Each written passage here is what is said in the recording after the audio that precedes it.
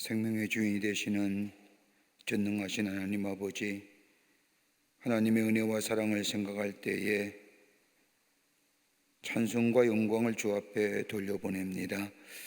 영원히 죄로 말미암아 죽을 수밖에 없는 저희들을 구원하여 주시고 하나님의 백성이라 삼아 주시며 우리의 삶에 인도하시고 지키시고 보호하시는 그 놀라운 은혜 가운데 살 뿐만 아니라 나를 새롭게 하시는 그 놀라운 하나님과 구원하신 예수 그리스도를 증거하는 하나님 나라의 백성의 삶으로 살게 해주신 은혜 감사를 드립니다. 이 은혜에 늘 감격하며 이 놀라운 은혜를 다른 사람에게 전하는 저희들로 주께서 삼아 주시옵소서. 저희들이 모일 때마다 하나님 앞에 간절히 기도하는 기도의 제목들이 있습니다. 하나님, 우리의 기도가 속히 응답되게 하여 주시고 그로 인하여 하나님의 놀라운 역사가 이 땅에 만만해지고 편만해지는 역사가 있게 도와 주시옵소서. 먼저는 나라와 백성을 위해 간절히 기도합니다. 이 나라 긍휼히 여겨 주시사 아버지 하나님의 전염병의 두려움과 어둠과 공포와 불안의 모습들은 다 물러가게 하여 주시며 아버지 하나님의 건강한 나라와 건강한 백성으로 하나님이 주시는 축복과 평강 가운데 살아가는 이 나라 이 백성이 되게 도와 주시옵소서. 아버지 하나님이여, 건강한 나라 되기를 원합니다. 건강한 백성 되기를 원합니다. 치유와 회복의 역사가 이 땅 위에 있게 도와 주시옵소서. 아버지 하나님, 정치와 경제, 사회, 문화 모든 분야에 하나님이 친히 다스려 주시사 아버지 하나님의 정의롭고 의로운 나라 되게 하여 주시며 아버지 모든 백성의 죄악에서 돌이켜 하나님께 나오는 역사가 나라나 나타나게 도와 주시옵소서. 특별히 아버지 하나님의 간절히 기도하옵기는 내년 3월에 새로운 대통령이 선출되는데 하나님이여 좋은 지도자 허락하여 주셔서 이 나라 이 백성은 새로운 미래를 향하여 나아가는 모세와 같은 지도자가 선출될 수 있도록 이 백성을 주장하여 주시고 마음과 생각을 인도하여 주시옵소서. 공의로운 지도자 되게 하시고 정의로운 지도자 되게 하여 주시고 편향적인 지도자가 되지 않도록 도와 주시옵소서. 경제도 부흥하게 하시며 사회도 건강한 사회 되게 하여 주시며 대립과 갈등과 반목은 다 물러가게 하셔서 하나됨의 역사를 통하여 새로운 미래를 향하여 나아가게 하여 주시옵소서. 아버지 하나님이여, 갈등의 요소가 될 만한 법들은 제정되지 않게 도와주시며 반복하지 않게 하시며 서로 화합하며 함께 더불어 살아가는 이 사회가 되어질 수 있도록 주께서 도와 주시옵소서. 아버지 하나님이여, 교회들마다 부흥의 역사가 있기를 원합니다. 아버지, 다시금 한국교회가 십자가 들고 굳게 붙잡고 아버지 하나님이여 성령의 충만한 아버지 함을 받아 가족 교회마다 찬송의 소리가 울려 퍼지고 기도의 소리가 울려 퍼지는 날 속히 회복되는 역사가 있게 도와 주시옵소서. 아버지 하나님이여, 그 가운데 광림의 제단을 세워주셔서 하나님의 귀한 제단으로 구별되게 쓰임받게 해주심에 감사합니다. 성령과 말씀과 은혜가 충만하게 하여 주셔서 하나님의 거룩한 사명 넉넉히 감당하게 하여 주시며 들어오고 나아가는 발걸음마다 치유와 회복의 역사를 경험하게 하시며 하나님의 은혜와 사랑이 저들의 심령 속에 넘쳐나는 역사가 있게 도와 주시옵소서. 하나님의 거룩한 사명을 감당하기 위해서 많은 기관과 부서를 세우셨사오니 기관과 부서마다 부흥의 역사가 있게 하여 주시며 열심으로 사모하는 마음으로 모이게 하여 주셔서 하나님 앞에 예배하며 믿음과 소망과 사랑의 굳건한 역사가 우리 가운데 있어지게 도와 주시옵소서. 그래서 주신 사명 감당하는 광림의 모든 기관과 부서들이 다 되게 하여 주시옵소서. 교회 학교가 부흥하기를 원합니다. 아버지의 청년이 부흥하기를 원합니다. 청장년의 부흥의 역사도 허락하여 주시며 아버지의 남녀 선교회, 시르빈 선교회, 그 밖에 특수한 선교들마다 부흥의 역사가 있게 하여 주시옵소서. 교회 안에 행하는 모든 일들마다 아버지 하나님의 열심으로 사모하는 마음으로 모이게 하시며 저들의 심령이 새롭게 변화받는 역사가 있게 도와 주시옵소서. 아버지 하나님이여, 우리 재단에 많은 아버지 해외 선교지 주시네 국내외 선교 주심에 감사합니다. 선교지마다 부흥의 역사가 있게 하시며 우리 재단에 세운 모든 국내 선교지마다 아버지 저 군선교나 경찰 선교나 병원 선교나 그 밖에 특수선교 모든 선교지들마다 부흥의 역사가 있게 하시며 아버지 하나님여 영혼 구원의 역사에 귀하게 쓰임받는 부서들이 되고 기관들이 되게 하시며 선교지들이 되게 하여 주시옵소서. 아버지 5대양 6대지 흩어 있는 광림의 선교지 해외 선교지마다 하나님이 지켜주시사 아버지 땅끝까지로 복음의 증인된 사명 감당하게 하여 주시며 많은 자들을 주께로 인도하 이 땅에 하나님 나라의 완성을 위해 쓰임받는 모든 해외 선교지가 되게 하여 주시옵소서. 코로나가 창궐한 지역에는 하나님께서 친히 선교사들 아버지 하나님여 보호해 주시고 건강으로 지켜 주시옵소서. 우리 가정 위에 함께 하시며 우리의 삶 가운데 동행하여 주시며 우리 하늘마다 함께 하여 주셔서 풍성한 열매가 맺어지게 하시며 우리 가정에 평안과 기쁨과 감사와 감격이 넘쳐나 찬성이 울려 보이시는 아름다운 가정으로 삼아주시며 문제와 어려움 다 물러가게 하여 주시며 변하여 하나님의 축복의 역사가 임하는 우리의 가정들이 다 되게 하여 주시옵소서. 우리의 자녀들 복된 자녀를 되게 하여 주시옵소서. 구별되고 성별된 자녀로 하나님 나라의 백성의 또 의인의 우선의 삶을 살아가기에 부족함 없게 하여 주시옵소서. 오늘도 말씀을 배우고자 이 자리에 모였습니다. 성령의 임재하여 주시고 우리의 마음의 문이 열려지게 하여 주시며 우리의 마음이 뜨거워지게 하여 주시며 새롭게 결단의 역사가 있게 도와 주시옵소서. 영상으로 함께 성령의 공부에 참여한 우리 남녀회와 남교회와 서교회와 아버지 저 북교회 그 밖에 모든 우리 광림의 권속들 위해 동일한 은혜로 함께하여 주시옵소서. 감사드리오며 처음의 시간입니다.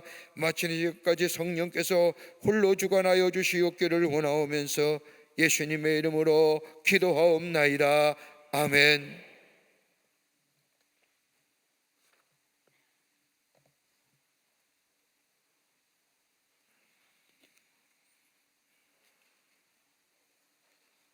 기회 소식 몇 가지 알려드립니다.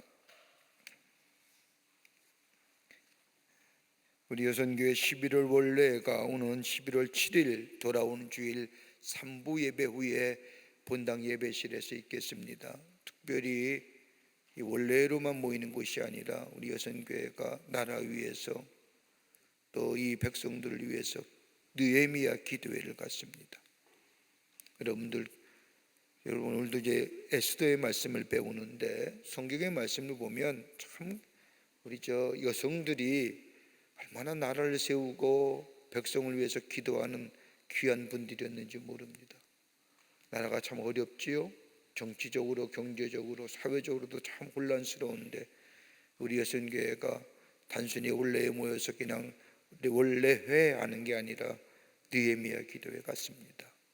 구국 기도회예요. 우리 여성교회원들 다 오셔서 나라 위해서 한번 뜨겁게 애통하는 마음으로 기도하자고요. 응? 우리가 기도하지 않으면 안 된다. 여러분들 다음 주일날 우리 여성교회 원래 하는데 다 오셔서 나라 위해서 뜨겁게 기도하시며 하나님 이 민족 구원해 주시고 이 나라 보호해 주시고 특별히 대통령 선거 지도자 선출하는데 하나님 역사해 주시고 잘못된 우범하지 않도록 하나님 도와주시고 교회마다 부흥하게 하시고 여러분 제가 요즘에 이렇게 같이 이렇게 설교 말씀을 하며 이제 회의하며 다니면서 느낀 게 뭐냐면 요즘 우리 청년들에게 소망이라든지 비전이라든지 뭐 꿈이라든지 들을 수가 없어요. 들어본 적 계세요? 우리 젊은 친구들에게 꿈이 있습니다. 비전이 있습니다. 소망이 있습니다. 성경 말씀에 젊은이들은 꿈꾸게 하신다는데 여러분 요즘 젊은이들 관심이 뭔 줄 아세요? 여러분 어떻게 하면 돈 모을까? 어떻게 하면 빨리 집 살까? 요즘 집 사는 거 포기하고 어떻게 하면 삶을 럭셔리하게 누릴까? 여러분 집은 월세를 살아도 차는 좋은 거 몰고 다녀야 되고 그러니까 뭐예요? 우리가 들어보지도 못하는 비트코인에 투자하고, 가상현실에. 여러분, 세상이 얼마나 빨리 바뀌는지 몰라요. 나라는 더 이상해져 가는 것 같기도 하고, 우리나라에 가졌던 우리의 삶의 고유한 가치, 삶의 기준 점점 사라져 가는 것 같기도 하고, 기도할 때입니다. 이 나라 붙잡아 주시고, 우리 젊은이들에게 꿈을 주시고, 비전을 주시고, 소망을 주시고, 교회가 살아나게 하시고, 다음 주일날 우리 느헤미야 기도로 우리 여선교회가 원래의 겸 기도회로 모입니다. 여러분 다 오셔서 함께 기도하는 시간 되시기를 바랍니다. 기도하는 시간 되시길 바랍니다. 기도해야 돼요. 에스더가 배우 마침 잘 됐죠. 죽으면 죽으리라. 그 성경 말씀 보면 이순신 장군도 에스더에게 배운 것 같아요. 죽으면 살리라, 살고자 하면 죽느니라, 죽으면 죽으리라. 살잖아요.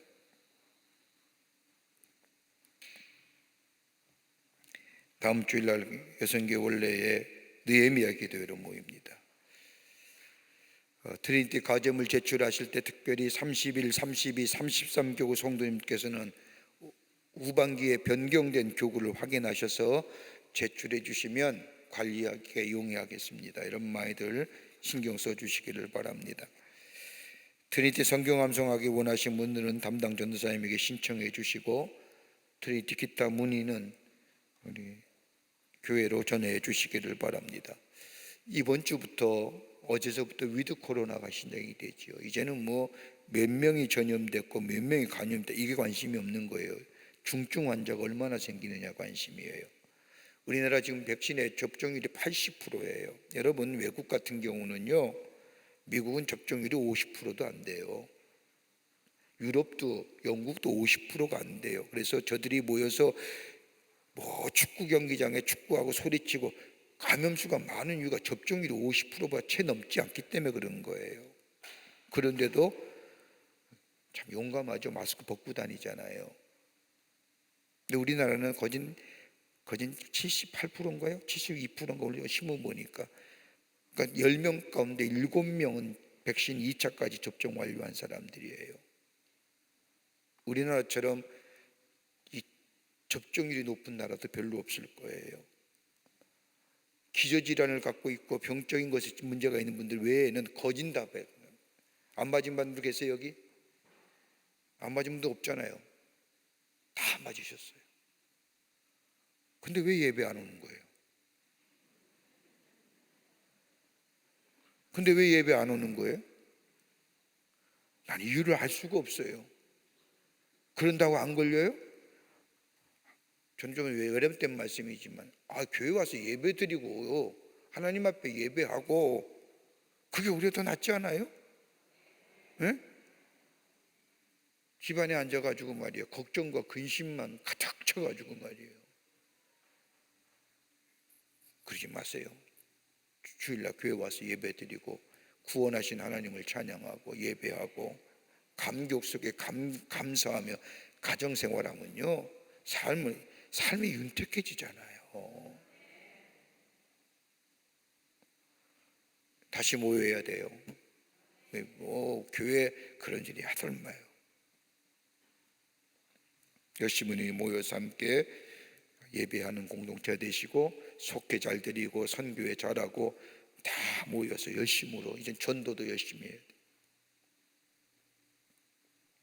우리 교회 성도님들이 훌륭하신 분들이 다 훌륭하신 분들. 제가 이렇게 밖에 나가서 보니까 우리 교회 교우들만큼, 우리 교회 성도님들만큼 훌륭한 분들이 없다. 자랑하고 싶은 거예요. 자랑하고 싶은 거예요. 열심히 주일 예배에 참석하시고, 속회 지도자들 오늘 속회교육 훈련 받으셨는데 속회 꼭 인도하시고, 선교장님들 사명 가주시고 감당하시고, 하나님은 거저 아니세요. 하나님은 갚아주세요. 어떤 모양이든지. 그러기에 눈물을 뿌려가며 땀 흘리며 씨 뿌린 자는 뭐예요? 기쁨으로 단을 거둔다고 하는 시편 기자의 고백처럼 뿌리면 거둬져요. 근데 하나만 걷는 게 아니라요, 30배, 60배, 100배의 수확의 열매를 거둬요. 열심으로 주의를 주님을 사모하는 마음으로 모이기 힘쓰신 우리 모든 교우들이 되시기를 바랍니다. 성경 암송하겠습니다. 오늘 성경 암송은 요절은 느헤미야 12장 43절 말씀인데 먼저 12교구의 이재현 성도님 나오셔서 암송해 주시고 뒤를 이어서 황경문 성도님 암송해 주시겠습니다. 감사합니다. 고맙습니다.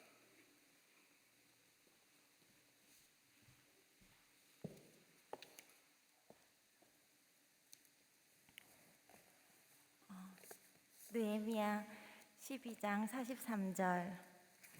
이날에 무리가 큰 제사를 드리고 심히 즐거워하였으니 이는 하나님이 크게 즐거워하게 하셨습니다. 부녀와 어린아이도 즐거워하였으므로 예루살렘이 즐거워하는 소리가 멀리 들렸느니라. 아멘. 네, 감사합니다. 수고하셨어요. 고맙습니다. 네, 황경문 성도님. 네.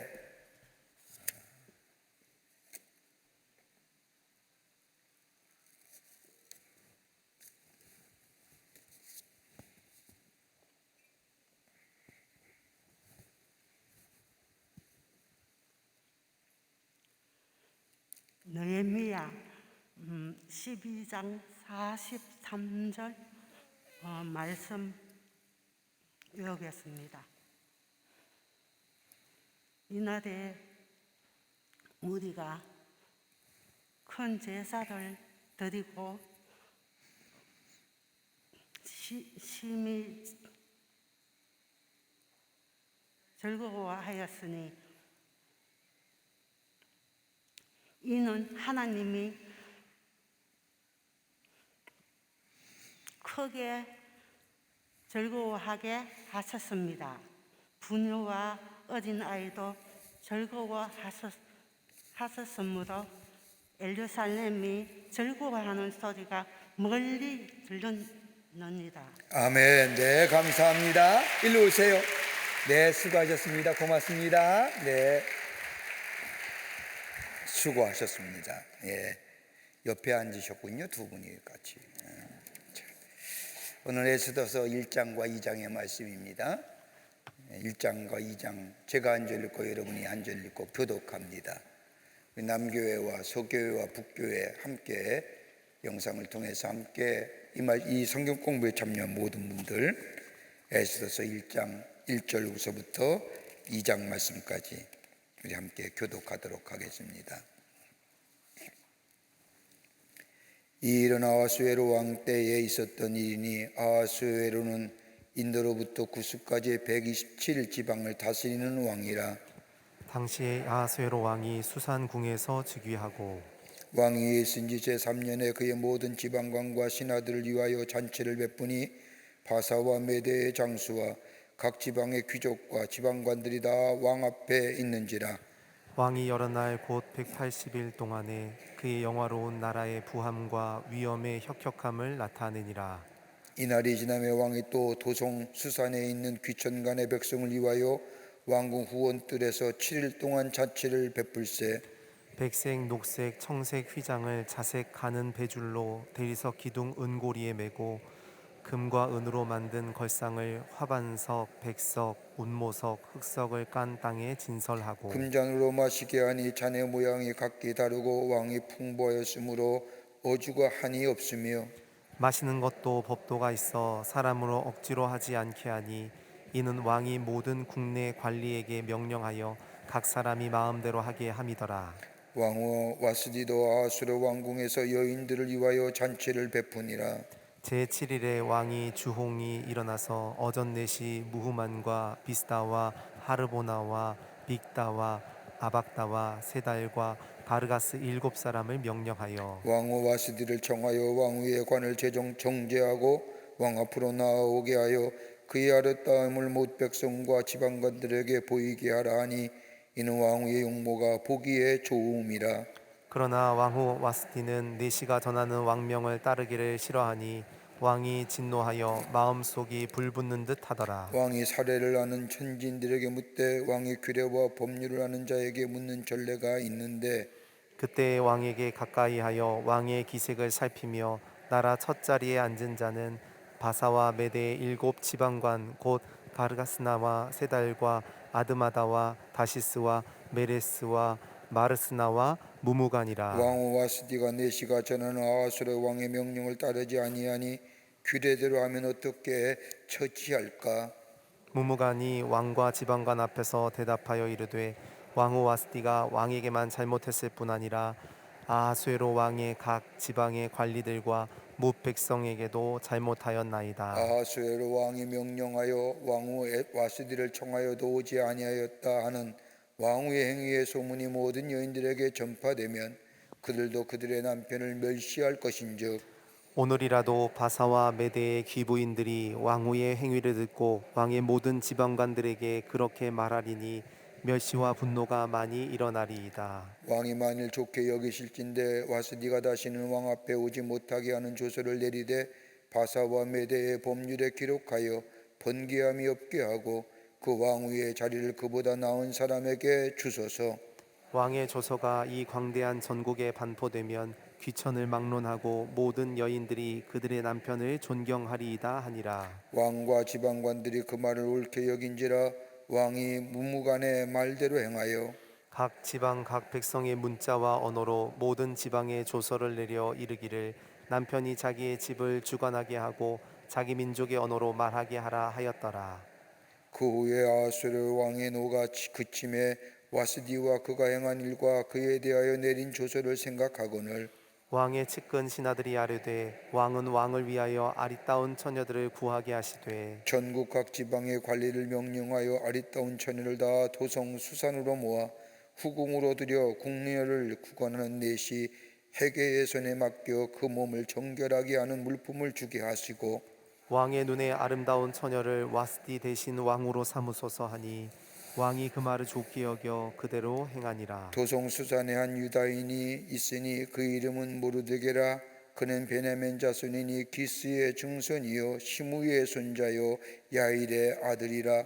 전에 바벨론 왕 느부갓네살이 예루살렘에서 유다 왕 여고냐와 백성을 사로잡아 갈 때에 모르드게도 함께 잡혔더라. 그의 삼촌의 딸 하다사 곧 에스더는 부모가 없었으나 용모가 곱고 아리따운 처녀라. 그의 부모가 죽은 후에 모르드게가 자기 딸같이 양육하더라. 왕의 조서와 명령이 반포됨에 처녀들이 도성 수산에 많이 모여 해계의 수하에 나아갈 때에 에스더도 왕궁으로 이끌려가서 궁녀를 주관하는 해계의 수하에 속하니 해계가 이 처녀를 좋게 보고 은혜를 베풀어 몸을 정결하게 할 물품과 일용품을 고추며 또 왕궁에서 을에 주는 7궁녀를 주고 에스더와 그 궁녀들을 후궁 아름다운 처소로 옮기더라. 에스더가 자기의 민족과 종족을 말하지 아니하니 이는 모르드게가 명령하여 말하지 말라 하였습니다. 모르드게가 날마다 후궁 뜰 앞으로 왕래하며 에스더의 안부가 어떻게 될지를 알고자 하였더라. 처녀마다 차례대로 아하수에로 왕에게 나아가기 전에 여자에 대하여 정한 규례대로 12달 동안을 행하되 6달은 몰약 기름을 쓰고 6달은 향품과 여자에게 쓰는 다른 물품을 써서 몸을 정결하게 하는 기한을 마치며 처녀가 왕에게 나아갈 때는 그가 구하는 것을 다 주어 후궁에서 왕궁으로 가지고 가게 하고 저녁이면 갔다가 아침에는 둘째 후궁으로 돌아와서 비빈을 주관하는 넷이 시아스가스의 수하에 속하고 왕이 그를 기뻐하여 그의 이름을 부르지 아니하면 다시 왕에게 나아가지 못하더라. 모르드게의 삼촌 아비가일의 딸 곧 모르드게가 자기의 딸과 같이 양육하는 에스더가 차례대로 왕에게 나아갈 때에 궁녀를 주관하는 넷이 해계가 정한 것 외에는 다른 것을 구하지 아니하였으나 모든 보는 자에게 사랑을 받더라. 아하수에로 왕의 제7년 10월 곧 데베돌에 에스더가 왕궁에 인도되어 들어가서 왕 앞에 나가니 왕이 모든 여자보다 에스더를 더 사랑하므로 그가 모든 처녀보다 왕 앞에 더 은총을 얻은지라. 왕이 그의 머리에 관을 씌우고 와스디를 대신하여 왕으로 삼은 후에 왕이 크게 잔치를 베푸니 이는 에스더를 위한 잔치라. 모든 지방관과 신하들을 위하여 잔치를 베풀고 또 각 지방의 세금을 면제하고 왕의 이름으로 큰 상을 주니라. 처녀들을 다시 모을 때에는 모르드게가 대궐문에 앉았더라. 에스더는 모르드게가 명령한 대로 그 종족과 민족을 말하지 아니하니 그가 모르드게의 명령을 양육받을 때와 같이 따름이더라. 모르드게가 대궐문에 앉았을 때에 문을 지키던 왕의 내시 빅단과 데레스 두 사람이 원한을 품고 아수레로 왕을 암살하려는 음모를 꾸미는 것을 모르드게가 알고 왕후 에스더에게 알리니 에스더가 모르드게의 이름으로 왕에게 아른지라. 같이 읽겠습니다. 조사하여 실증을 얻었으므로 두 사람을 나무에 달고 그 일을 왕 앞에서 궁중일기에 기록하니라. 아멘. 오늘 우리가 에스더서의 말씀을 가지고 함께 말씀을 나누도록 하겠습니다. 여러분, 에스더의 말씀은 구약성경 39권 가운데 룻기서와 더불어서 유일하게 여자 이름의 책명이 붙여진 성경 말씀입니다. 여러분, 한국 기독교 역사 아니죠. 구속의 하나님의 구속의 역사를 보면 여성이 얼마나 큰 역할을 했는지 몰라요. 그래서 성경 말씀에 예수님의 족보를 보면 여자의 이름이 나오잖아요. 여러분, 구약 시대나 유대 민족에서 여자의 이름이 예수님의 거룩한 족보에 들어간다는 것 상상도 못할 일이에요. 그런데 성경 말씀을 보면 여자 이름이 5명이 나와요. 누가 나올까요? 다말, 또요 기생라합, 또요 룻, 또요 우리아의 아내 바세바, 또요 좀 적어요. 또 누구요? 마리아. 5명 나와요. 예수님의 족보에 여러분 다말도 그렇죠. 다말은 뭐예요? 시아버지를 용서하십시오 이렇게 유인해 가지고 동침하여 아들 쌍둥이를 낳잖아요. 기생라합은 뭐예요? 말이 기생이 있지요. 길의 여인이잖아요. 룻은 어때? 이방 여인이에요. 나오미가 나오미가 다 남편들 잃고 아들 다 잃었을 때에 야 너는 네 나라로 가라 암몬 족속인가 너는 너희 나라 너희 집에 가라 할 때 아닙니다. 어머님을 섬기는 하나님이 나의 하나님이고 나는 어머님을 따라갈 것입니다. 이방 여인이 예루살렘을 베들레헴으로 돌아왔잖아요. 그때 누가요? 보아스를 만나서 보아스 사이가 누구예요? 예수님에게 이뤄지는 족보의 할아버지 격이 되죠. 할머니 격이 되잖아요. 그렇게 보면 용서하십시오. 예수님도 전통의 순수한 유대인은 아니시잖아요. 그죠? 또 우리 아내 바세바는 어때요? 여러분, 성경의 불륜의 대명사 말이 용서하십시오. 자꾸 이런 얘기했습니다. 말이 용서하십시오. 왜 하필이면 다윗이 건이는 그 앞에서 목욕을 해요? 쓸데없이. 저녁에 하지. 그러니까요, 유혹했잖아요. 유혹 당한 것도 문제지만 마리아는 어때요? 정혼하기 전에 아기가 졌잖아요. 그러니까 가만히 성경에 나타난 인물들을 몇 면을 살펴보면요, 하나님의 국권의 구원의 역사는요 예기치 못한 것이 일어나는 거예요. 내가 너를 지명하니 너는 내 것이라고 말씀하시는 것도 계시지만 하나님의 구속사의 역사를 보면 전혀 예기치 않은 그 가운데 특별히 천대받고 소외당하고 무시당한 여성들, 고고한 여성이 하나도 없어요. 잘났던 여성이 없단 말이에요. 속된 표현으로 천한 여성이지만 하나님이 그를 들어쓰실 때 하나님의 구속의 역사에 가장 중요한 인물로 세움받더라는 거예요. 그 가운데 오늘 성경 말씀을 보면 에스더가 나와요. 하나님께서 택하신 백성을 구원하신다는 하나님의 구원의 섭리가 깊게 담겨져 있는 말씀이 에스더서의 말씀입니다. 하나님은 시간과 공간에 관계없이 당신의 백성들을 보호하시고 구원하신다는 사실을 우리가 말씀해 주고 계십니다. 여러분, 우리가 이 성경 말씀, 에스더의 말씀을 좀 더 잘 조금 이해하려고 하면 좀 성경 말씀을 하면 좀 전이해가 필요하기 쉽습니다. BC 722년경에 북이스라엘 왕궁이 아시리아에 의해서 망하지요. 그래서 북이스라엘 사람들이, 수많은 사람들이 어디로 가냐면 그 당시에 아수르의 수도인 메대라는 곳에 끌려가게 됩니다. 메대에 끌려가면 뭐요? 그들만이 사는 정착촌이 있겠지요. 유대인들이 거기에 모여 삽니다. 그런데 이 아시리아가 누구한테 줘요? 바벨론에게 또 정복을 당하잖아요. 바벨론에 정복을 당하자 이 아수르의 메대라는 곳에 모여 살던 유대인들을 이 바벨론 왕이 어디로 옮겨요? 수산궁으로 옮기는 거예요. 수산 동편의 땅으로 강제로 이주합니다. 아마 이때에 모르드게와 더불어 유대인들이 저 아시리아의 메대라는 곳에서 바벨론이 아시리아를 이기고 제국이 되자 수산궁으로 옮기면서 그때 수산궁으로 옮겨지지 않았느냐.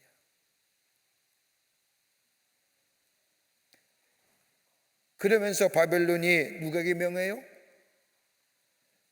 고레스 왕, 아수르의 왕 바사란 페르시아에게 망하잖아요. 여러분, 페르시아는 어디한테 당해요? 그리스한테, 헬라에게 죽잖아요. 여러분, 성경 말씀을 보면 약 BC 537년에 저 스룹바벨과 더불어 예수아라고 하는 저 선지자를 통해서 약 5만 명 내지 7만 명의 유대인들이 예루살렘으로 돌아오죠. 그래서 뭘 줘요? 성전을 짓잖아요. 성전을 짓는데 몇 년이 걸리냐? 무려 20년이 걸린 거예요.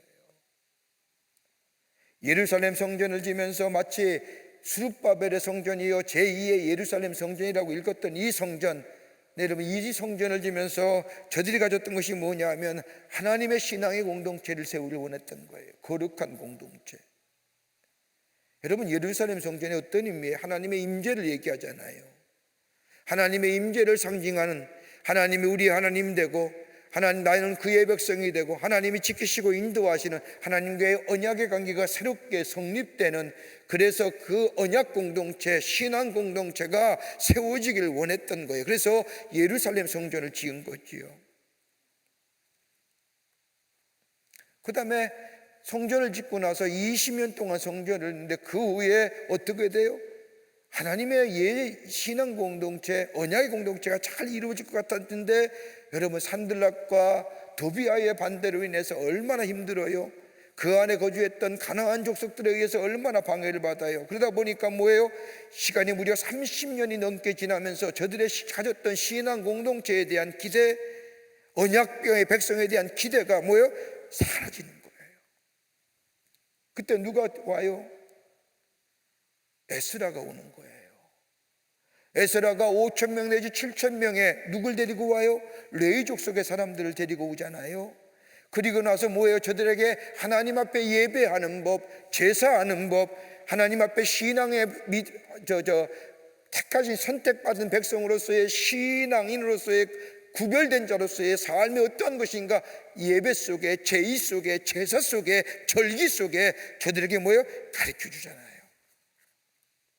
그러면서 뭐예요? 하나님의 말씀을 가리키는 거예요. 하나님의 율법과 규례와 율례를 가리키는 거예요. 너는 하나님의 백성이라는 것, 그 하나님의 백성은 하나님과의 관계성 속에서 맺어지는데 그 관계성은 뭐예요? 하나님 앞에 주시는 첫 번째는 계명이고 또 하나는 뭐예요? 절기요.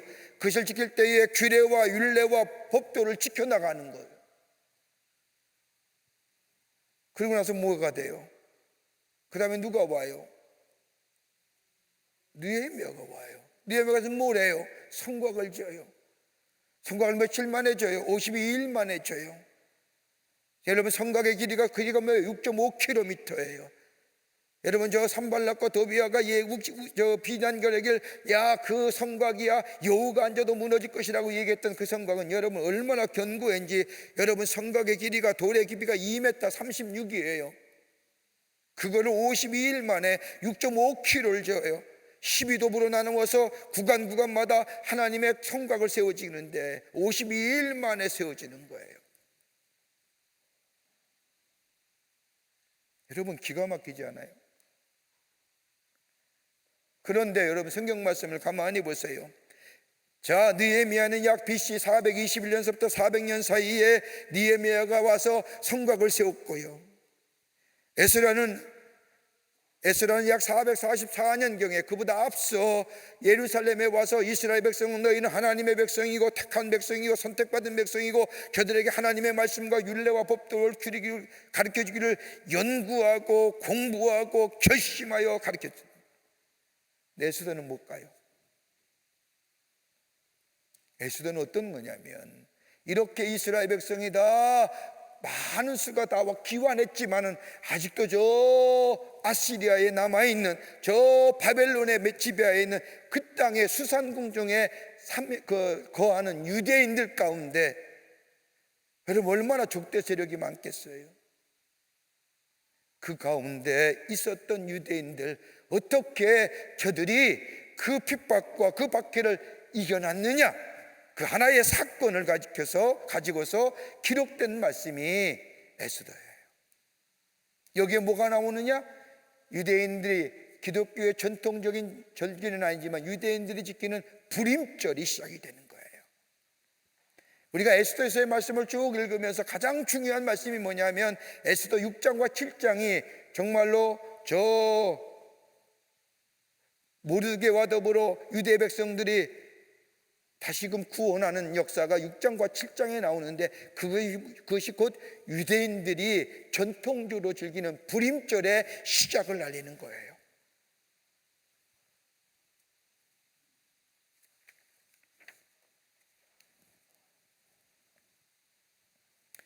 이것이 역사적 배경이에요. 자, 보세요. 우리가 좀 성경을 말씀 읽기 때문에 그 다음에 보면 가세요. 에스더서는 페르시아 제국의 배경으로 아수르 사시대에 발생한 사건들을 기록하고 있는데 예루살렘으로 귀환하지 못하고 페르시아에 남아있던 이스라엘 백성들은 이스라엘 공동체를 멸망시키려는 적대 세력과 싸우지 않으면 안 되었습니다. 이 사건은 아수르의 통치인의 사울 가문의 후손인 누구요? 모르드게와 아말렉 족속의 왕 아각 후손인 뭐예요? 하만. 여러분 성경 말씀을 가만히 보세요. 여러분 이 하만이 어떤 사람이냐면요, 저 아말렉 족속의 왕 후손의 왕인 아각 왕의 후손이에요. 여러분 아말렉이 누구예요? 어제 지난주에 설교했잖아요 제가.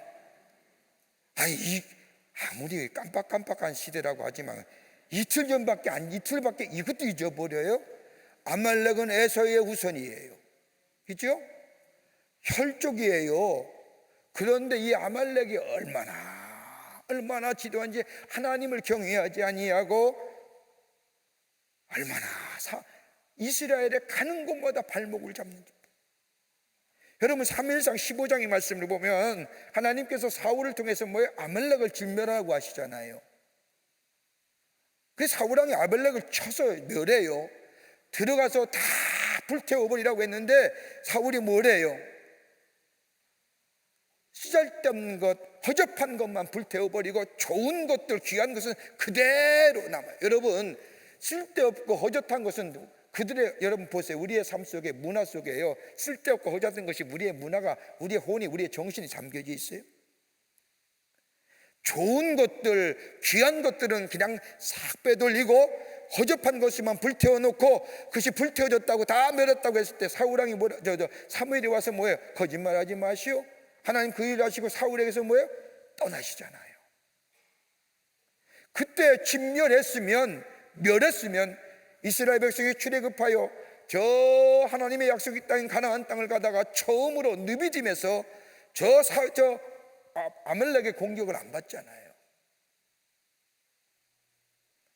평생 발목 잡는 거예요. 그의 후손이 누구냐? 하만이에요. 모르드게는 누구냐? 사울 가문의 후손이에요. 여러분 보세요. 사울이 그때 쳐서 이겼으면, 그때 진멸했으면 이 역사가 어떻게 됐겠어요?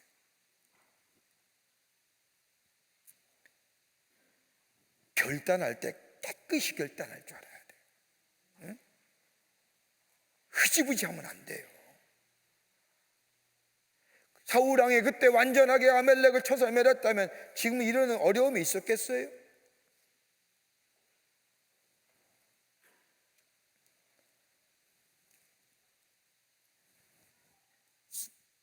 모르드게는 사울의 후손인, 여기 오늘 성경 말씀을 뭐라고 얘기해요? 모르드게는 사울의 가문인, 성경 말씀에 오늘 여기 2장에 나오죠. 기스의 족속이라고 얘기하잖아요. 사울왕의 아버지가 누구예요? 기스예요.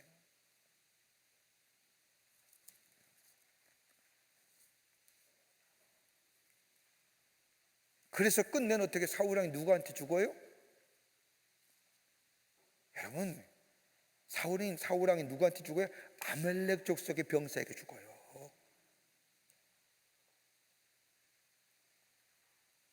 이런 비극이 어디 있어요? 하나님의 말씀에 순종하지 않으면요, 비극적인 역사가 일어나요.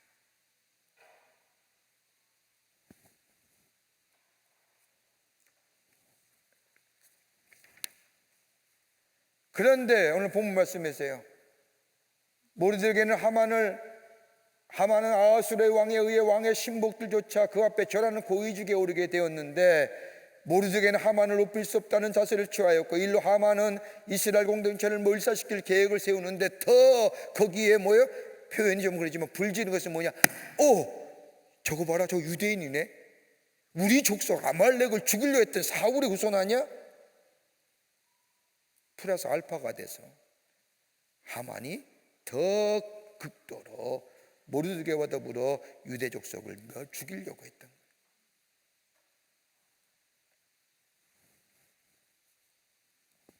여러분, 신명기 25장 19절 말씀을 보면, 내가 내 하나님 여호와께서 내게 준 기업으로 얻게 하신 땅에서 내 하나님 여호와께서 너로 사면에 있는 모든 대적을 벗어나게 하시고 내게 안식을 주실 때 너는 아멜렉의 이름을 천하에서 도말할지니라. 너는 잊지 말지니라. 그런데 에스더 9장 2절 말씀을 보면, 이러할 때 어떤 역사가 일어나느냐? 대적의 속에서 벗어나서 평안함을 얻어 슬픔이 변하여 기쁨이 되고 애통이 변하여 길한 날이 될.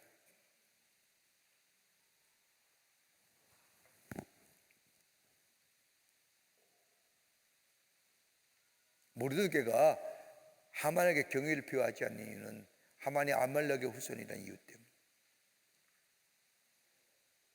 철저하게 하나님의 말씀에 진멸되어야 대상, 악의 화신, 하나님을 대적하잖아요. 하나님을 경외하지 않잖아요. 하나님의 백성을 대적하잖아요. 여러분, 하나님의 백성을 대적한다는 것은 뭐예요? 하나님을 대적하는 거예요. 그게 하나님께서 갚으시는 거예요. 왜 하나님께서는 대하시느냐? 당신을 대적하기 때문에.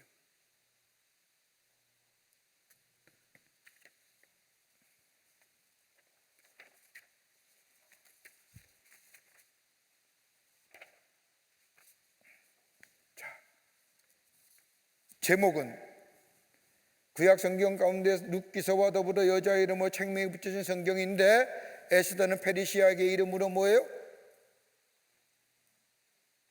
별이란 뜻이에요. 그러니까 에스더는 뭐예요? 바사의 이름이에요. 왜 이렇게 그냥 썼을까요? 여러분, 히브리의 이름은 뭐라고 써요? 하닷사로 얘기되는 이 히브리어는 뭐예요? 아름다운 나무. 여러분, 오히려 에스더라고 쓰지 아니하고 하닷사라고 써야 되지 않아요? 왜 이렇게 썼을까요? 하나님의 구원은요, 유대 민족에게만 국한된 것이 아니라 전 민족에게, 전 인류에게 하나님의 구원은 광의의 구원, 유니버설 셀베이션이라고.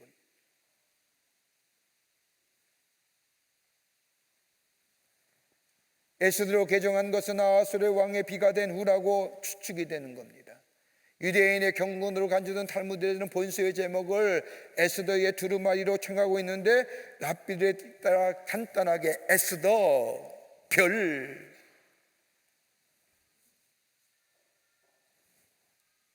저자는 누구냐? 얘기가 많습니다. 그런데 많은 학자들이 저자를 단순히 뭐라고 익명의 그리스도인으로 유대인으로 추정합니다.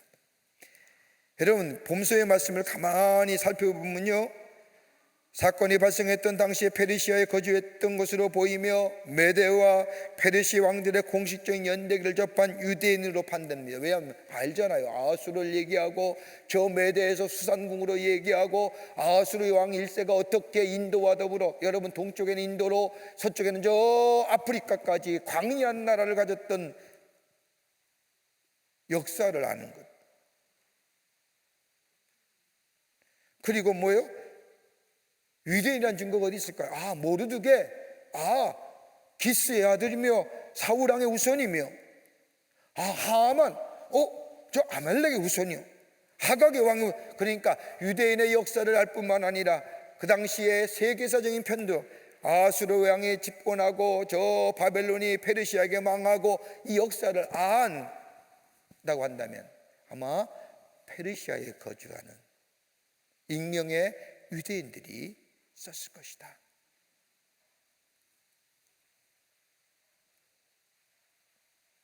그럼 기록연대는 어떻게 되느냐?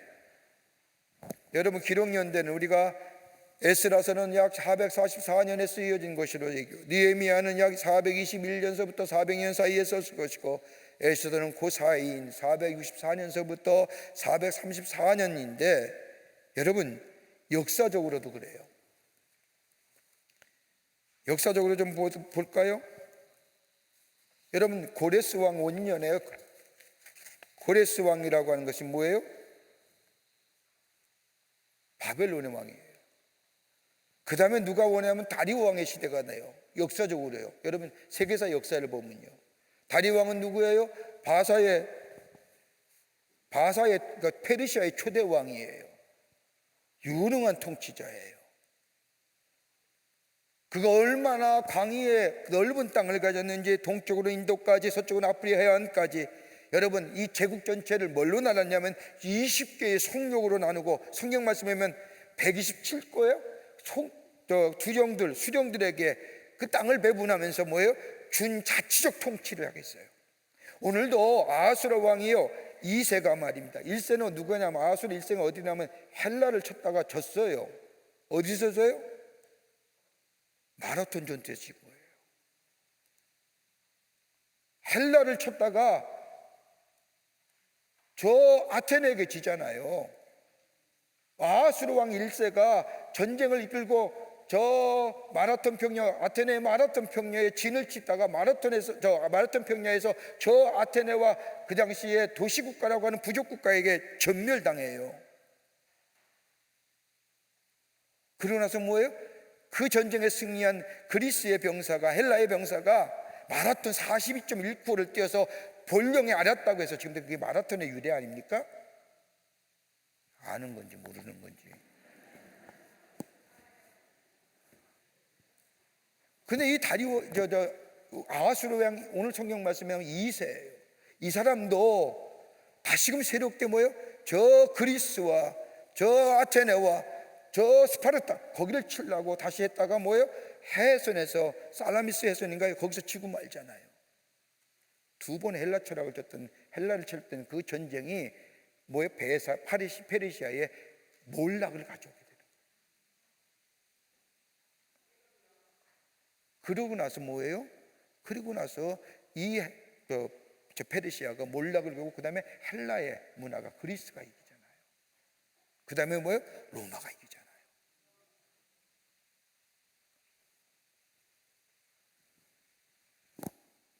근데 오늘 성경 말씀도 가만히 보세요. 이 기록 연대하고 다리오 아하수르 왕 2세 때의 기록, 그 역사적 기록하고 똑같이 맞아 들어가는 거예요. 오늘 여기 나오는 1장에 나오는 잔치, 그 향연은 뭐예요?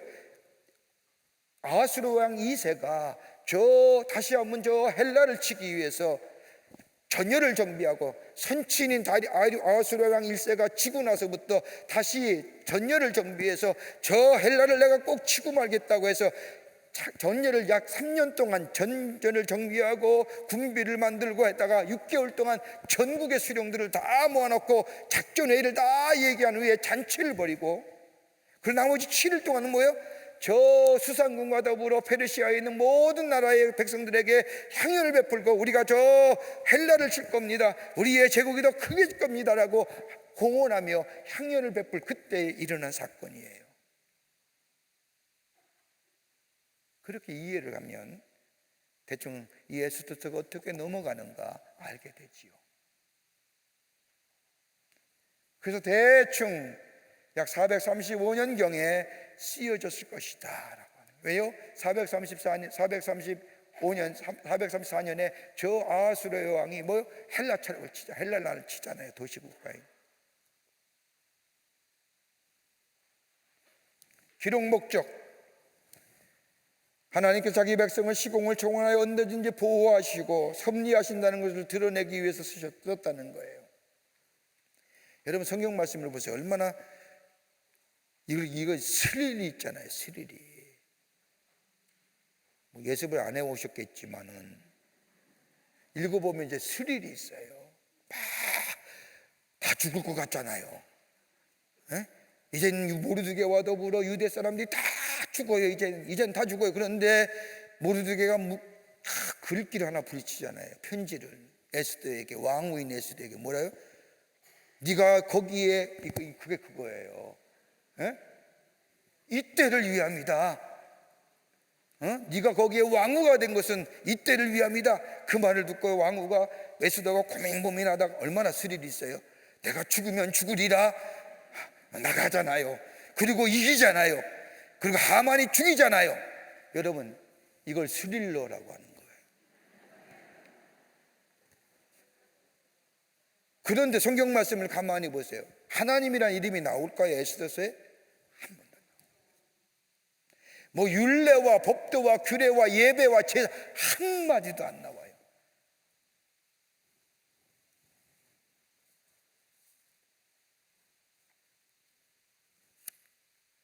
하나님의 실존성, 하나님의 역사성, 하나님의 도우심, 그걸 얘기합니다. 또 하나는 뭐냐? 불임절에 대한 절기에 대한 얘기예요. 유대인 민족은 불임절을 통하여 애굽에서 구원내신 하나님의 놀라운 섭리와 역사를 다시 한번 뭐예요? 되새길 수 있는 기회가 됐다. 여러분 유월절, 패스오브, 유월절과 이 불임절도 똑같은 의미잖아요. 다 죽었는데 하나님이 구원해 주셨다. 그런데 이게 성경에 나오는 역사적인 절기에는 다르죠. 맥수절이나 오순절이나 칠칠절이나 유월절과는 다르게 이 불임절은 유대 민족들만이 지키는 절기예요. 이방의 대적들이 하나님께 대한 신앙을 침체시키기 위해 함정을 판다 할지라도 이방인은 오히려 그 함정에 빠지고 하나님께서는 자신의 백성들을 건져주신다는 그 사실을 증거하기 위해서 기록된 말씀이다. 주제 및 특징, 어떤 주제냐? 하나님의 주권적인 도우심에 의해 이방의 대적들의 심각한 위해로부터 어떻게 보호해 주신가를 보여줍니다. 하나님의 택하신 백성은 결코 하나님은 포기하지 아니하신다. 하나님은 징계보다는 뭐예요? 보호와 역사하십니다. 하나님은 포기하지 않으신다. 하나님 한 번도 우리 손을 놓은 적이 없는데 우리가 손을 놓은 거지. 아세요? 그걸 아시냔 말이에요. 그러게 하나님이 뭐예요? 영원하신 사랑이라는. 하나님 한 번도 우리 손을 놓은 적이 없어요. 내가 손을 놓았을 뿐이지. 그러니까 우리가 손을 놓는 것, 여러분 닥터지바고에 나오는 이야기 있잖아요. 그 여자가, 딸아이가 나중에 그 장군을 찾아가서 너 어떻게 아버지랑 헤어졌냐? 그게 묻자 딸이 그 여자애가 뭐라고 얘기해요? 내가 아버지의 손을 놓쳤다고. 그랬더니 그 장군이 뭐라고 해요? 아니야. 그 아버지는 네 아버지가 아니기 때문에 그 아버지가 네 손을 놓은 거지 너는 네 손을 네가 아버지 손 놓은 건 아니야. 이렇게 얘기하죠. 이름을 다 잊어버려가지고 가짜 아버지죠. 우리 하나님 한 번도 우리 손을 놓은 적이 없단 말이에요. 내가 손을 뿌리쳤지. 또 하나, 다른 구약 성경과는 달리 독특한 성격을 가지고 있는데 이 본성은 극적인 효과를 극대화시키기 위해서 반전과 유희감을 고조시키는 등 뭐예요? 소설적인 기법. 이걸 좀 조금 이제 스릴러, 분위기는 다크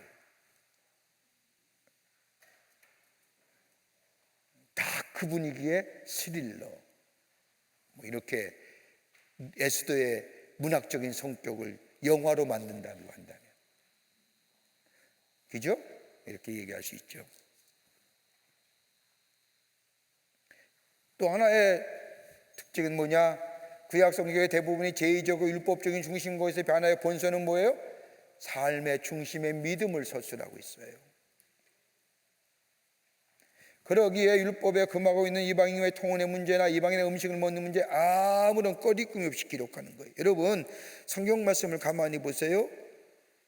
에스라가 처음에 와서 처음에 행한 것이 뭐예요? 하나님의 제사와 율법과 규례와 법도를 가릴 뿐만 아니라 제의식을 세우면서 처음으로 한 것이 뭐예요? 이방인과 통혼했던 것을 다 공동체에서 몰아냈죠. 느헤미야도 마찬가지죠. 왜요? 신앙의 정체성을 세우는 일이에요. 그런데 에스더의 말씀을 보면 그런 얘기가 하나도 안 나요. 이방인과 통혼, 음식을 먹는 것 아무렇지 않게 서술한 것은 뭐예요? 다름이 아니라 제의와 율례와 법도에 대한 그런 것이 아니라 삶 중심의 믿음을 얘기하는 거예요. 어떻게 우리의 삶 가운데, 저들의 삶 가운데 하나님을 믿는 믿음으로 저들의 삶, 저들의 생활했는가? 그러기에 하나님의 구원의 계획은 유대인에게만 속한 구원이 아니라 광의 전 사람들에게 있어요. 이방인까지 하나님의 구원이 확대되고 있다는 사실을 암묵적으로 에스더는 우리에게 가르쳐 줍니다. 또 하나는 여기 본 말씀을 보면 여호와 하나님에 대한 명칭이 한 번도 언급되지 않았다는 거예요.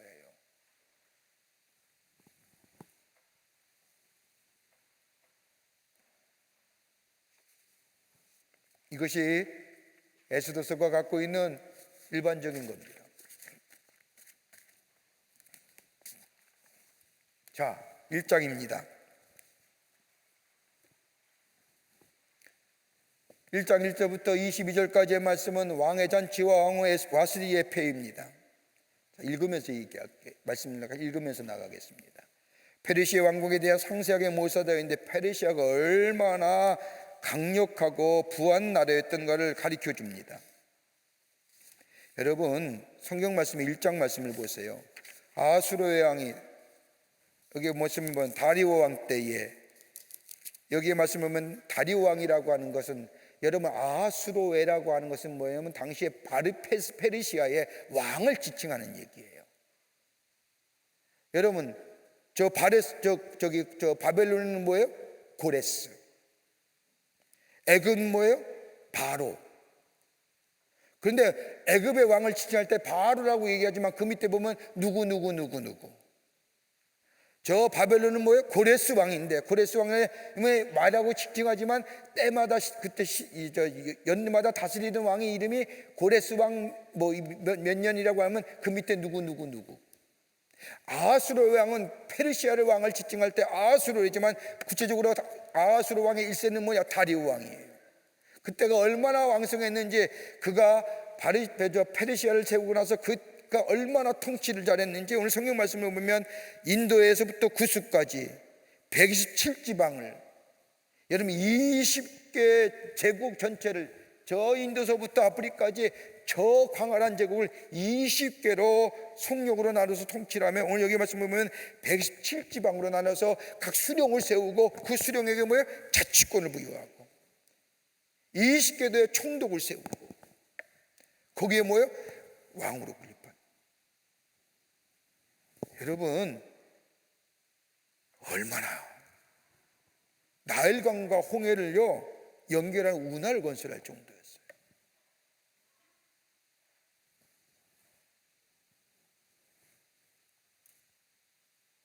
막강한 권력이에요.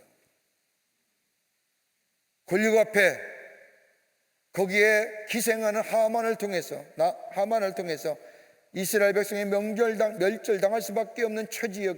그러나 하나님의 구원하심의 역사하심을 통하여 저들이 구원받는 사실.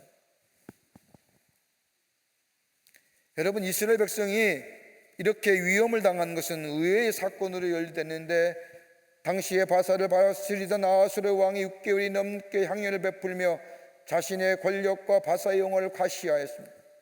또 속개된 7일 잔치가 끝나면, 아까도 설명드렸죠. 왜 이걸 했느냐? 저 헬라를 치기 위해서 3년 동안 전열을 정비하는 거예요. 그리고 127개의 지방과 20개의 도의 총독들을 다 불러놓고 우리가 앞으로 저 헬라와 전쟁할 겁니다. 전략을 얘기하고 전쟁에 대해서 설명하고 잔치를 6개월 동안 베푸는 겁니다. 그리고 나서 뭐예요? 그렇게 해서 돌려보내고 7일 동안은 뭐예요? 그 수산궁에 있는 저 페르시아의 그 도에 있는 모든 사람들에게 다 향연을 베풀면서 뭐예요? 흥을 돋아야, 에너지를 돋아야 전쟁이 이길 거 아니에요. 그냥 우리가 전쟁한다 그러면 두려워할 거니까 술 먹이고 놀고 해서 분위기를 업 해가지고 가자. 근데 지고 말았잖아요.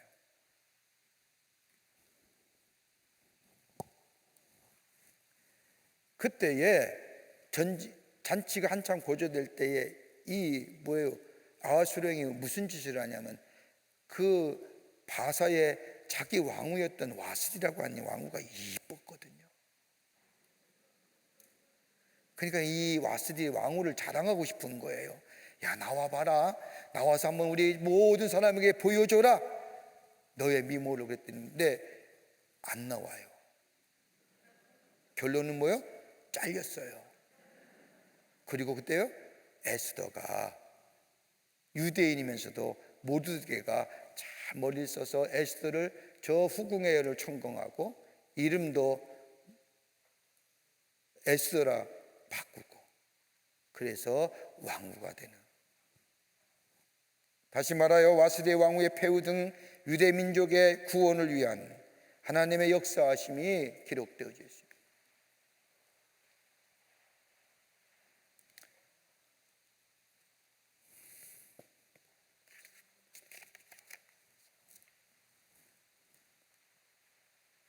자, 1장 1절부터 8절은 아하수르 왕이 연애가 됐는데 얼마나, 여러분 생각을 해보세요. 6개월 동안 먹고 마시고 노는 거예요. 여러분 6개월 동안 나라의 곳간이 그거하고도 전쟁할 정도면 얼마나 나라가 부강해요. 얼마나 많이. 그리고도 7일 동안 전 국민에게 재난금 주듯이 전 국민에게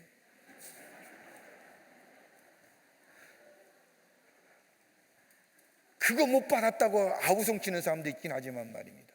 전 국민에게 7일 동안 잔치를 베푸는 거예요.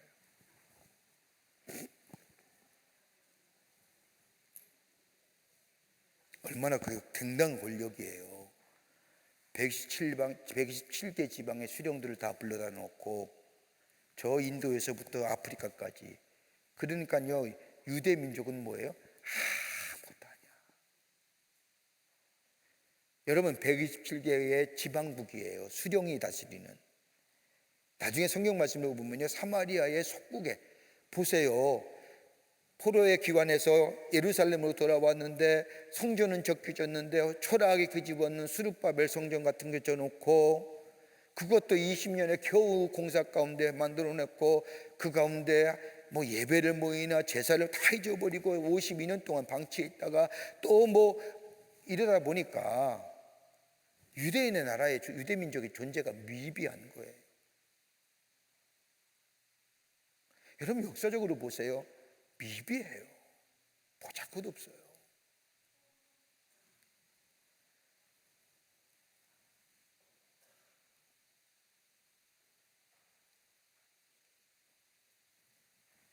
그런 과정 속에 아하스로에가 이 창현을 마치고 저 전쟁에 나갔을 때에 지고 말잖아요.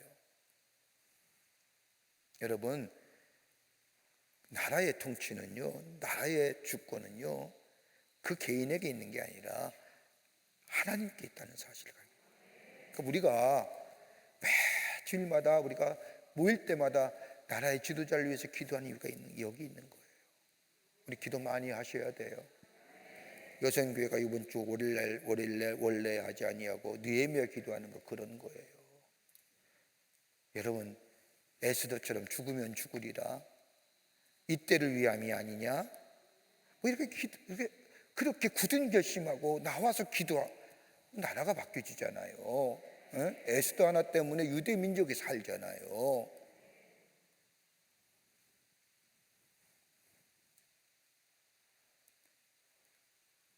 바하사 왕의 아하스로 때 아하스로에는 인도에서 구스까지 17개 127지방을 다스리는 바사의 제국의 왕으로서 아하스로의 왕은 수상궁에서 왕위에 오릅니다. 바벨론은 뭐죠? 메대, 바사는 수산궁. 여러분, 문헌적으로 보면요, 아하스로가 얼마나 위대한 정말 위대한 왕이에요. 여러분, 이 당시에 제국을 건설한다는 게 쉬운 일이에요. 저 인도서부터 아프리카까지요, 그 광활한 땅에. 여러분, 지금 바벨로니가 굳이 얘기한다고 한다면 저 지금의 시리아나 이란이나 이라크나 요 근처일 거예요. 그 광대한 그 나라에서 시작된 나라가 인도까지, 이쪽 서쪽으로는 아프리카까지 여러분 다 삼킨 거예요.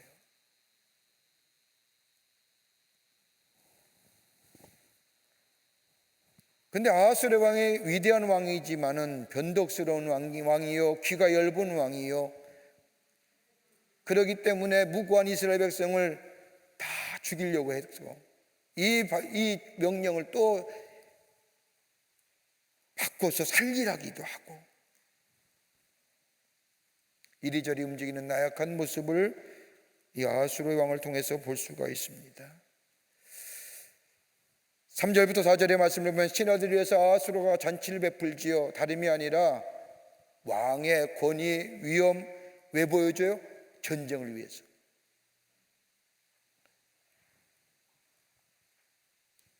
그리스 정복을 위해서 왕위에 즉위한 지 2년 동안 철저한 계획에 따라서 무력을 증거하고, 그리고 잔치를 통해서 마지막 전쟁을 하기 위해 앞서 최후 점검을 위한 잔치예요. 얼마나 7일간 잔치래요. 여러분, 백색과 녹색과 청색과 희장을 자색하는 배줄로 대리석 기둥은 음고리에 메고 화반석과 백석과 운모석과 흑석을 깐 땅에 금과 은으로 만든 의자로 연해 상상이 되세요? 금잔으로 포도주를 자유롭게 마시겠다. 자신의 영화와 자신의 왕궁에 불을 가시는. 근데 1장 9절부터 22절의 말씀을 보면 이렇게 흥이 나는 그때에 하나의 사건이 기록됩니다. 시작이 되는 거예요. 잔치가 무르익을 당시에 아하스로에가 자신의 왕인 와스디의 아름다움을 자랑하고 싶은 욕으로 와스디로 하여금 장치에 나올 것이라고 지시하는데, 왜 구체적으로 왜 거부했는지 이유는 알 수 없어요. 여러분, 이 당시에 왕의 명령을 어긴다는 것은 죽음이잖아요.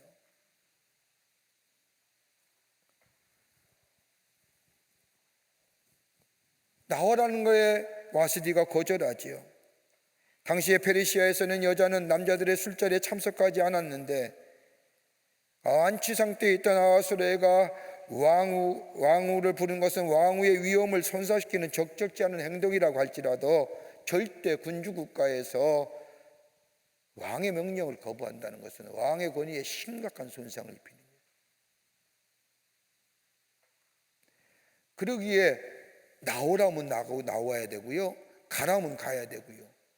에스더가요, 여기 6장과 7장에 말씀 보면 왕이 부르기 전에는 감히 갈 수 없는 그 자리에 이때를 위함이다. 죽으면 죽으랴 그 얘기예요.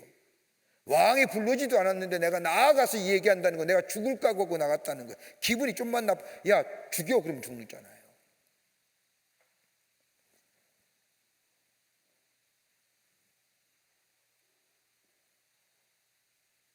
왕이 주웅이 일어나서 7명에게 와스디를 데려가는데 왕 웨스드의 아름다움을 뭇백성과 지방왕에게 보이게 하라. 왕 와스디가 거절하자 왕이 불같이 진노합니다. 그리고 와스디를 폐위시켜요. 그 과정이 참 웃기죠? 예? 신하 문무관이 왕 와스디가 왕뿐만 아니라 나라의 모든 백성에게 잘못한 것이라고 말합니다. 이 어느 발상일까요? 왕 와스디가 왕의 명령을 거절한 소문이 퍼지면 모든 여인들이 남편을 멸시할 것이다. 이때가 가능한 얘기죠. 와스디를 폐위하고 새로운 왕후를 세우는 조서를 내리면 전국의 여인들이 그들의 남편을 존경할 것이며 왕과 신하들이 이 말을 옳게 여기고 모든 지방에게 조서를 내리는데 그 조서가 좀 그렇습니다. 남편이 자기의 집을 주관하게 하고 자기 민족의 언어로 말하게 하라.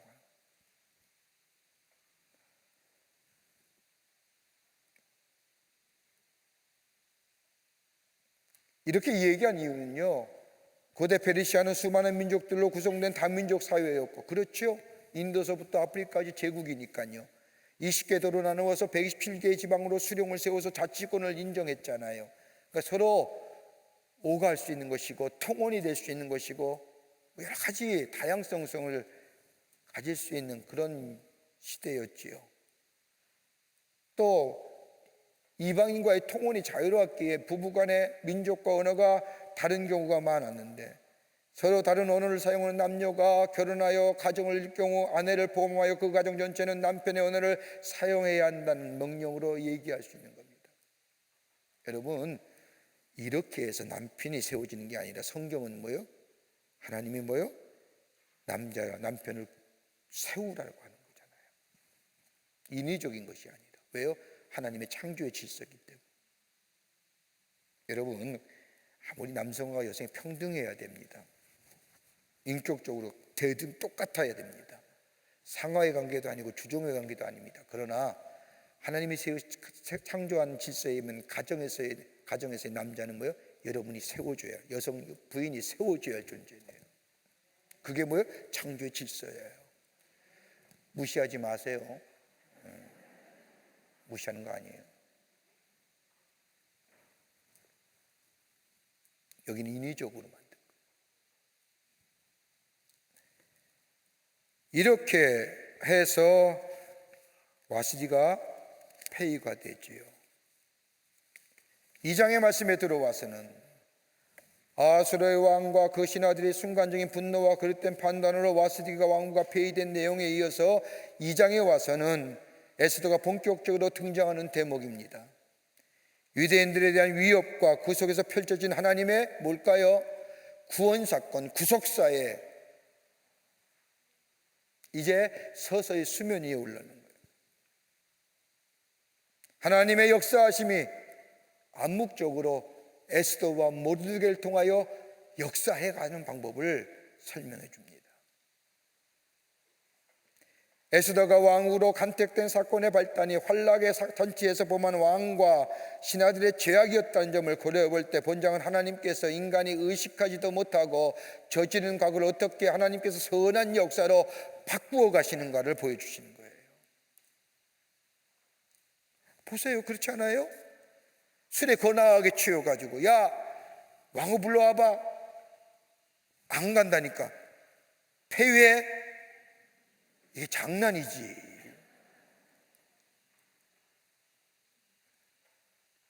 그러니까 여러분, 술 먹고 하는 짓거리가 똑같은 거예요.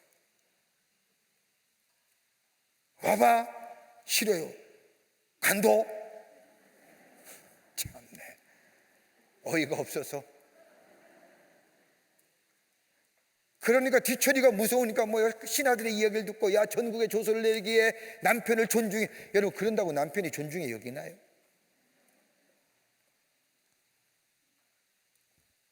근데 그 가운데 속에서 하나님께서 그 인간의 잘못된 역사 속에서 하나님은 뭐야? 그 역사를 선한 역사로, 구원의 역사로 이스라엘 백성, 당신의 택하신 백성을 구원해 가시는 사건으로 바꾸어 가시는 거라는 거예요. 여러분 우리가 그런 거예요.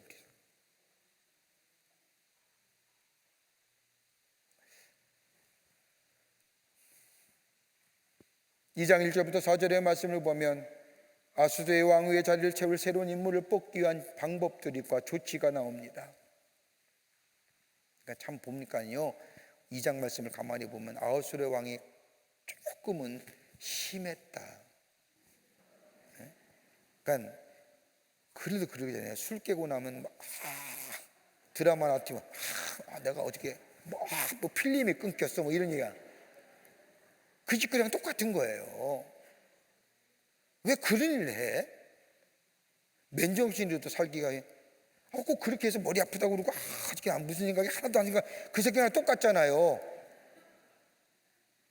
그 다음에 생각해 보니까 잘못된 거야. 어떻게 하면 좋을까 고민하는데 7배 신하들이 아마도 아하수르 왕의 중심에서 가장 중앙에 서서 같이 간언했던 그 7사람 가운데 무무간이라는 사람이 이번 기회에 새롭게 왕후를 뽑읍시다. 그런데 우리 하나님은 전혀 예기치 않은 곳에서 하나님은 하나님의 구원의 역사는 당신의 백성을 구원하시기 위해 준비해 가신다는 거예요.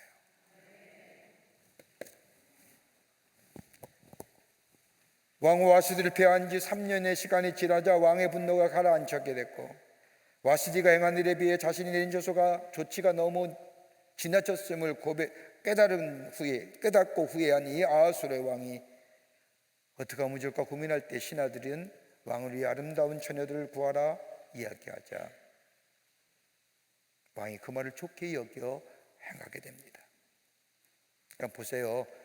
인간의 실수, 인간의 잘못된 행위가 하나님은 바꾸셔서 선으로 바꾸시는 하나님이십니다.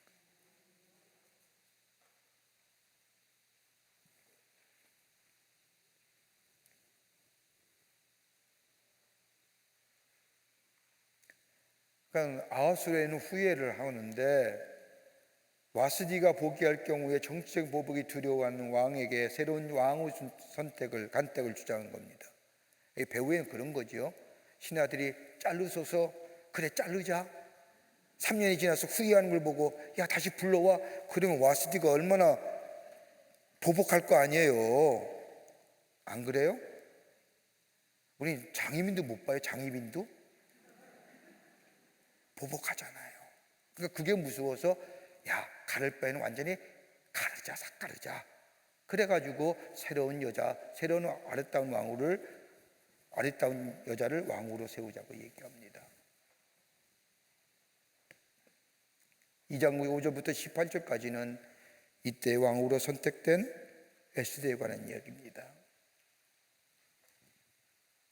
더불어서 유다 백성인 모르드게와 에스더가 평범한 신분에서 절대 국가의 왕 다음으로 권세를 누리는 위치에 오르게 된 장면을 모사함과 더불어 그리고 하나님은 하나님의 구원의 역사에 주도적 역할을 할 에스더를 저 아하수르 왕의 왕으로 삼게 하시고 그리고 이제 구체적으로 하나님의 백성들 저 바사의 제국 밑에 있는 유다의 하나님의 택하신 백성의 구원의 역사를 어떻게 이뤄가신가를 보여줍니다.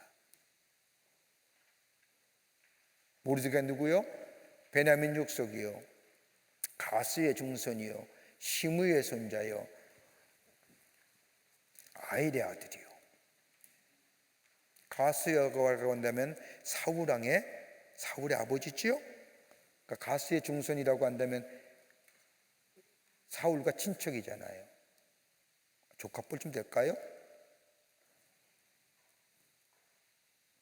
바벨론 왕 느부갓네살이 예루살렘의 유다 백성을 잡을 갈 때에 모르드게도 함께 잡혀왔을 것이랍니다. 그에게는 하닷사라고 하는 이브리어로의 하닷사라고 하는 이름의 에스더라고 하는 별이라고 하는 뜻을 갖는 삼촌의 딸이 있었습니다. 그녀는 용모가 아름다운 처녀로 그 부모가 죽은 후에 모르드게와 자기 딸과 같이 양육하게 여자였습니다. 기스, 스무의 아일, 가만 보세요.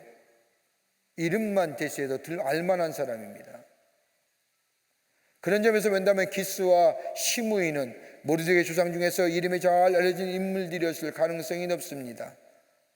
시므이는 과거 유다 이에게 모욕적인 행동을 했던 사람이죠. 사무엘상 17장 말씀을 보세요. 압살롬의 반란을 통해서 뭐예요? 다윗이 다윗성에 맨발로 나와 저 감난산으로 도망갈 때 누가요? 시므이가 얘기하잖아요. 저주하잖아요. 그때 다윗을 따랐던 장군들이 저 시므이 죽일까요? 내버려둬라. 저 하나님이 나에게 하시는 말씀이다. 그리고 도망가잖아요. 그리고 압살롬의 반역을 다 제압한 후에 제일 먼저 다윗에게 와서 머리 조아린 사람이 누구예요? 시므이예요. 참 우리 다윗도 성군이긴 성군이에요. 저 같았으면요 그냥 아니 저주할 때는 언제고 다 평정이 된 위에 와서 왕이요 당신이야말로 어떻게 그렇게 얘기해요? 그 족속이에요. 게라의 아들이며 기스는 누구요? 사울의 아버지예요. 그러니까 모르드게는요 전통적인 왕족의 왕가의 사람이죠.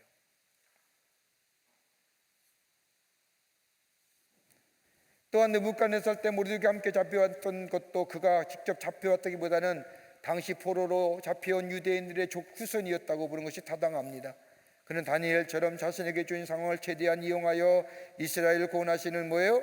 하나님의 도구로 사용받았습니다. 왕후 에스더가 왕후가 될 수 있도록 주도 면밀하게 준비한 사람이 모르드게고 자신의 영광을 한번 생각해 보세요. 에스더가 왕후가 됐어요. 그러면 딱 나타나가지고 누구처럼 야, 너 누구 때문에 왕후 된지 아냐? 이렇게 얘기할 거 아니에요. 드라마를 하도 많이 봐서 정말 보는 것처럼 오해하지 마세요. 야, 너 누구 때문에 왕 됐니? 왕후 됐니? 너 나 좀 줘야 뭐 이렇게 보통 그러잖아요. 절대 안 그런다는 거예요. 그리고 오히려 에스더를 뭐예요? 설득시켜 하나님의 구원의 역사에 동참시킨 사람이 누구예요? 모르드게였다. 참 귀하죠? 왕의 조서와 명령에 에스더가 왕궁으로 끌려가 궁녀가 되고요. 궁녀가 죽어나는 내시 헤게가 에스더를 좋게 보고 왕에게 나갈 준비를 시키고요. 자신의 민족과 동족을 밝히지 않는 에스더. 왜요? 아마 역사적으로 보면요 아하수로의 왕이요 생각을 해보세요. 이스라엘 백성이 저 예루살렘에 자기 127개의 지방 가운데 하나인 저 예루살렘에 성곽을 짓고 예루살렘 성전을 구축하고 저들이 그것에 모여서 자기들이 믿는 자들의 종교 하나님을 섬기며 이런 얘기가 산발락과 도비아를 통해서 이미 알려졌고 왜 몰랐겠어요? 그러면 뭐예요? 그런 족속들 반란의 소지가 있는 자신들의 제국과 자신이 다스리는 나라에 도전하는 그 민족에 대하여 좋게 생각할 리가 없잖아요.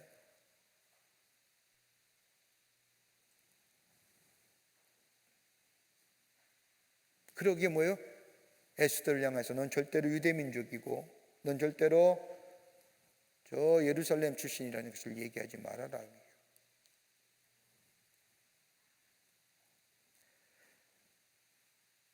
페르시아가 다스리는 속국 가운데 몇몇 나라지요. 대우를 받았지만 유대 민족은 그러지 못했을 거예요. 잘못된 편견에 의해서 행여나 에스더에게 해가 될까봐 자신의 그녀의 신분을 노출시키지 않았다는 겁니다. 왕에게 나아가는 처녀들마다 몰약과 향품과 물품으로 12달을 정결케 하고요.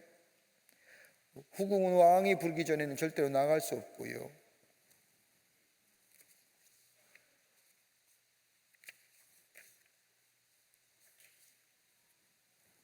왕에게 나아갈 때는 다른 것을 요구하여 준비하지 않았으나 모든 자에게 사랑받는 에스더였고요. 왕이 모든 여자보다 에스더를 더 사랑함으로 왕으로 삼고 에스더를 위하여 잔치를 베풀게 됩니다.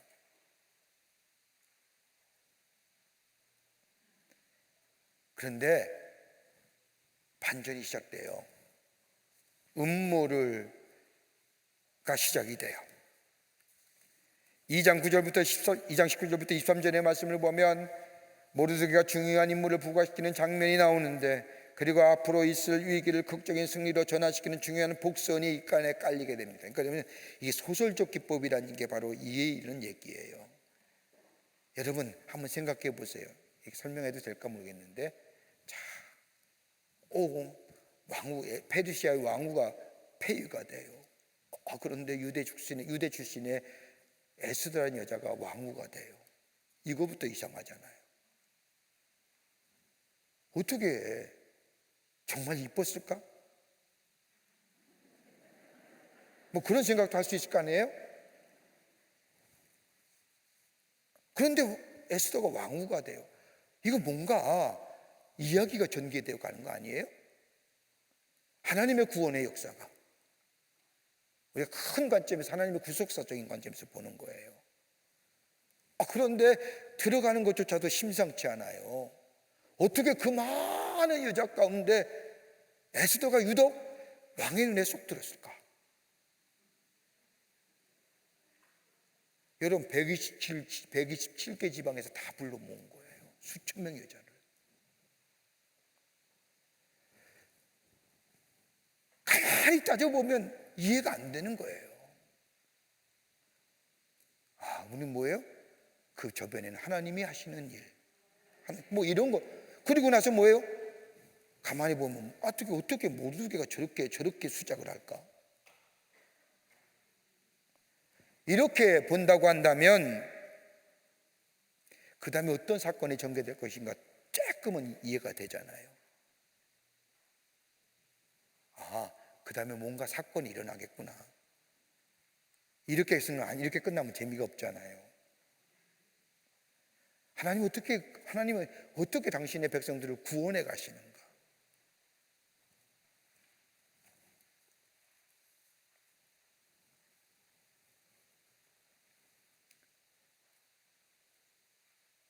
에스더가 왕후가 된 후에 모르드게와 에스더는 유대인으로서의 페르시아의 최고의 지위를 갖게 됩니다. 높은 관직에 올랐다는 그 사실이 중요한 것이 아니라, 그것이 우연으로 행운이 된 것이 아니라, 그렇게 된 것은 나중에 있을 뭐예요? 하나의 사건을 통하여 하나님의 이름이 드러나게 되고, 하나님을 믿는 유다 백성들이 구원받게 하시고, 하나님의 주권적인 역사, 하나님의 구속의 역사가 저들의 삶 가운데, 저들의 삶을 통하여 나타난다는 사실을 보여주는 거예요.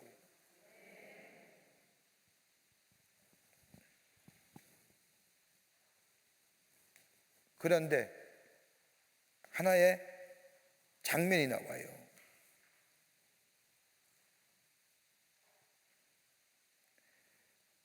처녀들을 다시 모을 때에 모르드게가 대궐문에 앉아 있었는데, 에스더가 모르드게가 명한 대로 종족과 민족을 말하지 아니할 때, 에스더가 왕후가 된 후에도 모르드게의 명령을 전과 같이 따르고 자기가 어떤 사람인지 유대 사람 얘기지 아니할 때, 왕에 내셨던 빅단과 테레스가 원하는 품과 왕에 대하여 암살의 음모를 꾸미는 것을 모르드게가 하다가 들어요. 그리고 에스더에게 전해요. 에스더가 모르드게 이름으로 왕에게 아뢰요. 빅단과 테레스가 나무에 걸려 죽어요. 그러면서 에스더와 모르드게는 일약 왕의 총애를 받는 존재로 등극이 돼요. 한편의 드라마를 보는 것 같습니다. 그런데 그 안에 도도하게 흐르는 하나의 줄거리는 뭐예요? 하나님은 당신의 백성, 택하신 백성을 결코 포기하지 아니하신다. 여기까지 하겠습니다. 요절 2장 17절과 18절 말씀. 2장 17절과 18절 말씀입니다.